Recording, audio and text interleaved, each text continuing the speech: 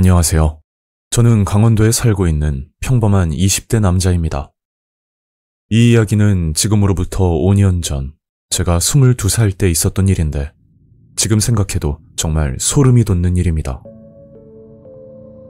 그 당시 장거리 연애를 하고 있었는데 여자친구는 대전에 살고 있었고 저는 강원도에 거주를 하고 있었기 때문에 매주 주말마다 만나서 데이트를 했었습니다. 토요일 오전에 만나 일요일 저녁까지 시간을 보내다 헤어졌는데 어느 날 집으로 올라가던 중 아주 섬뜩한 경험을 하게 되었죠. 원래는 호법 분기점으로 와서 원주 방면으로 지나 집으로 가는데 그날따라 내비게이션이 이상한 겁니다. 그게 평소에 가지도 않던 길인 제천 인제 방면으로 안내를 하더라고요. 그 길은 정선을 지나 태백을 거쳐 가는 길인데 혹시 해가 지고 난 뒤 가보신 분들은 아시겠지만 유난히 무서운 분위기가 느껴지는 길입니다.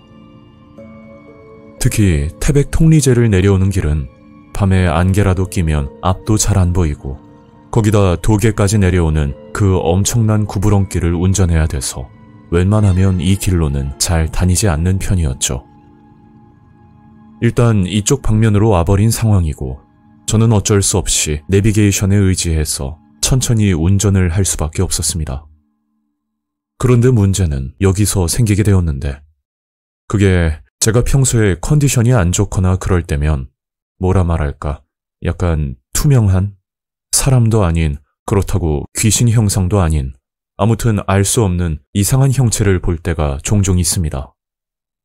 매번 그러는 건 아닌데 가끔가다 이런 증상들이 나타났고 딱히 일상생활을 하는 데에는 크게 지장이 있을 정도는 아니라 크게 신경을 쓰지 않고 지내고 있었습니다. 그렇게 한참 운전을 하다 아마 정선쯤 왔을 때였는데 갑자기 소변이 마려워 참다 도저히 안 되겠다는 생각에 급하게 차를 갓길에 세우고 볼일을 보게 되었죠.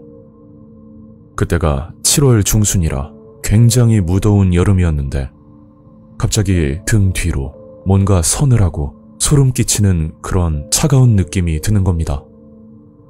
말씀드렸지만 제가 몸이 힘들면 가끔 이런 증상도 느끼는 타입이라 얼른 집으로 가야겠다는 생각밖에 들지 않았었죠. 그런데 뒤를 돌아 차에 탑승을 해야 하는데 왠지 뒤를 쳐다보면 안 될 것 같은 이상한 기분이 자꾸만 들었습니다. 그래서 그 순간 떠올린 방법은 뒷걸음질이었고 모양새가 좀 웃길 수도 있지만 뒷걸음질로 천천히 운전석 쪽으로 가고 있었는데 그때 저와 5m 정도 떨어진 위치에 담배를 태우고 있는 남자 하나가 보이더라고요. 어두운 도로가라 또렷하게 보이는 건 아니었지만 생각보다 가까운 거리였기에 눈에 들어올 수밖에 없었습니다. 그걸 보고 사람을 만났다는 안도감 때문인지 모든 긴장이 풀려버렸고 저는 그제야 운전석으로 가서 문을 열었는데 갑자기 담배를 피우던 남자가 저를 향해 미친 듯이 뛰어오는 겁니다. 무슨 이유인지는 모르겠지만 그 남자가 뛰어오는 모습을 보니 이게 직감적으로 위험하다는 생각이 들더군요. 그래서 급히 차에 타자마자 시동을 걸고 출발을 하는데 문득 백미러로 뒤를 쳐다봤더니 남자는 그 자리에서 멍하니 서 있는 겁니다. 깜짝 놀랐네. 술 취한 사람인가? 그런데 운전을 하다 문득 들었던 생각은 분명 남자가 차도에서 담배를 피우며 서 있었는데 그게 아무리 봐도 그 남자의 차가 보이지 않았다는 게 너무 이상했습니다. 그 길은 사람이 걸어올 길도 아니었고 그렇다고 택시를 이곳까지 불러서 갈 수도 없는 길이었기 때문에 아무리 생각해봐도 이해가 가지 않던 상황이었죠. 그런 생각이 꼬리에 꼬리를 물다 보니 그곳에서 있었던 모든 일들이 정말 소름 돋을 정도로 무서워지는 겁니다. 그래서 태백 황지동쯤 왔을 때 아침 출근이고 뭐고 태백에 사는 삼촌에게 전화를 드려 하룻밤만 재워달라고 부탁을 드렸었죠. 삼촌, 저 민성인데요. 정말 죄송한데 오늘 하룻밤만 재워주세요. 민성이니? 이 시간에 무슨 일이야? 그게 제가 가서 천천히 말씀드릴게요. 그래, 알겠어. 운전 조심하고 천천히 와라. 삼촌도 제가 겁에 질린 목소리를 느꼈는지 더 이상 캐묻지는 않으셨고 곧장 집으로 오라고 하셨습니다. 그렇게 겨우 삼촌 집에 도착을 했고 삼촌은 제 얼굴을 보더니 도대체 무슨 일이 있었냐고 깜짝 놀라시더라고요.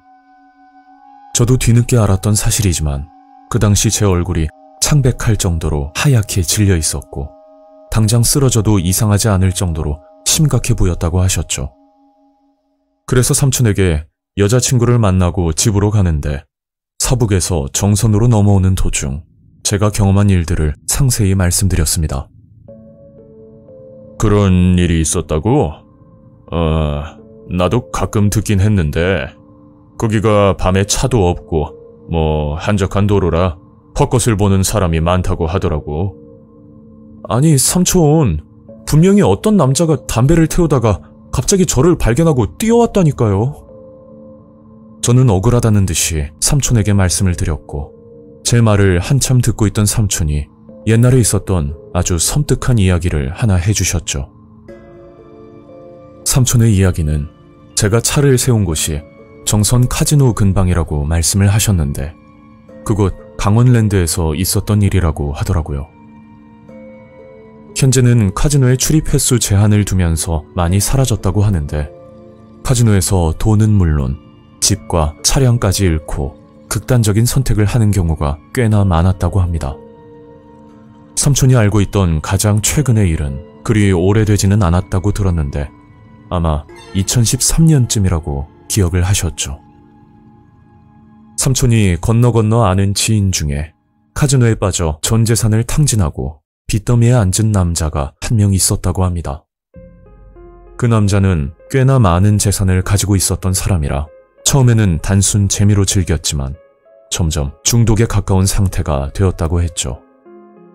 결국 도박에 빠져 하던 일도 그만두고 심지어 사채까지 끌었으면서 남자는 도박에 빠져 살았다고 하더라고요.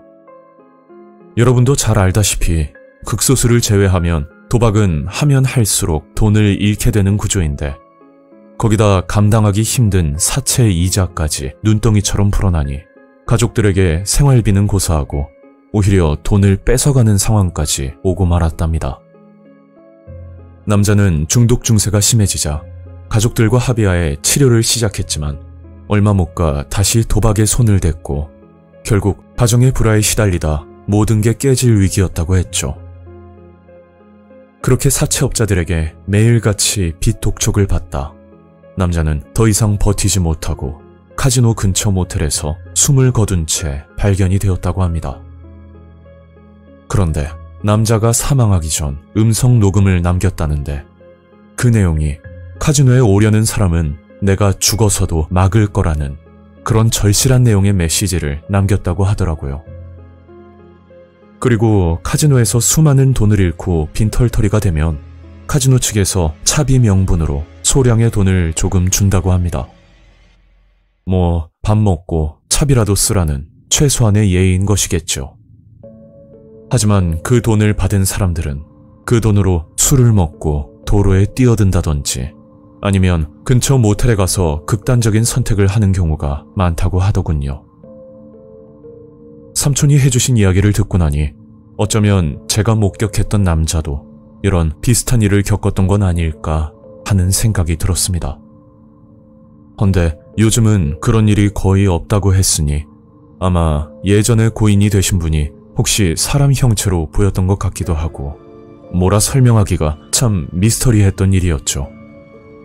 삼촌도 이런 이야기를 지인들에게만 들었었는데 그날은 제가 직접 목격을 했다고 하니 신기하면서도 무섭다고 하시더라고요.